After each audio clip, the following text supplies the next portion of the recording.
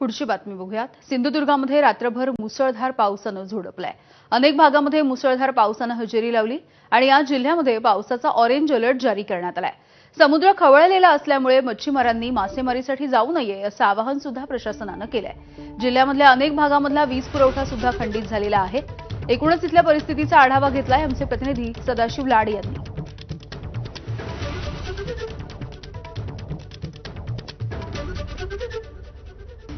सिंधुदुर्ग जिल्ह्यात मुसळधार पाऊस जो आहे तो सध्या कोसळताना पाहायला मिळतोय आणि समुद्र देखील खवळलेल्या स्थितीत आहे।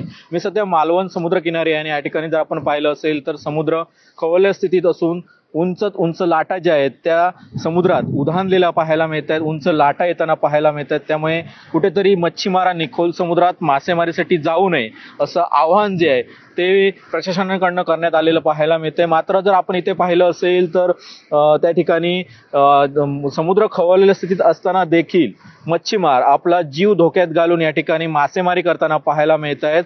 खरं तर सध्या मच्छीमारी हंगाम जो आहे तो बंद आहे, तरी देखील मच्छीमार आपल्या रोजीरोटीसाठी आपला जीव धोक्यात घालून समुद्रात मासेमारी करताना पाहायला मिळत आहे आणि याकडे प्रशासनाचं लक्ष बिलकुल नाही आहे। आपण जर पाहिलं असेल तर या ठिकाणी 5 ते 6 बोटी ज्या आहेत त्या सध्या समुद्रात आहेत। समुद्र उधाणलेला आहे आणि उधाणलेल्या स्थितीत हे मच्छीमार जे आहेत ते आपला जीव धोक्यात घालून मासेमारी करताना पाहायला मिळत आहेत। एकंदरीत जर पाहिलं असेल तर जिल्ह्यात सध्या सर्वत्र मुसळधार जो पाऊस आहे तो कोसळताना पाहायला मिळतोय आणि सर्वत्र मुसळधार पाऊस कोसळत असल्यामुळे प्रशासनाने नागरिकांना सतर्क राहण्याचा देखील इशारा दिलेला आहे। दुसरीकडे समुद्र किनारी जर पाहिलं असेल तर ताशी 40 ते 45 वेगाने वारे वाहताना पाहायला मिळत आहेत। सोबतच समुद्र देखील खवळलेला आहे आणि अशा स्थितीत मच्छीमार आपला जीव धोक्यात घालून मासेमारी करताना पाहायला मिळत आहे। कॅमेरा पर्सन परेश सदाशिव लाड, एबीपी माझा, मालवण, सिंधुदुर्ग।